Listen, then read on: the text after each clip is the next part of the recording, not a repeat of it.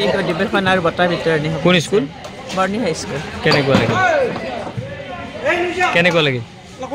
ভালে লাগিল। বহুদিনৰ মূৰত তাৰমানে বহুদিনৰ 2 বছৰ মূৰত আমি অধিৱেশন পাতিলোঁ। ভালে লাগিছে। কোভিডৰ কাৰণে পাতিব পৰা নাছিলোঁ আমি।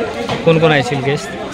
ইয়াত আমাৰ আহিছিল পাঁচগাঁৱৰ অধ্যক্ষ যোগেশ চন্দ্ৰ মেধি, পাঁচগাঁৱৰ ছাব্জেক্ট টিচাৰ আহিছিল মুছলিমুদ্দিন আহমেদ, আৰক্ষী থানাৰ মুখ্য অতিথি হিচাপে পাঁচগাঁৱৰ অধ্যক্ষ আহিছিল যোগেশ চন্দ্ৰ মেধি, তাৰপিছত পাঁচগাঁও ছাবজেক্ট টিচাৰ আছিল মুছলিমুদ্দিন আহমেদ, নিৰ্দিষ্ট বক্তা হিচাপে আহিছিল আমাৰ আৰক্ষী থানাৰ পৰিদৰ্শক নৱজিৎ নাথ, আৰু আমাৰ আমন্ত্ৰিত অতিথিসকল আহিছিল খবিৰুদ্দিন আহমেদ, আমাৰ প্ৰাক্তন প্ৰধান শিক্ষক জয়নাল আবেদিন, তেনেকুৱা বহুতো গণ্যমান্য ব্যক্তি আহিছিল। সাংস্কৃতিক অনুষ্ঠান হৈছিল? হয়, হৈছিল। কোন স্কুল?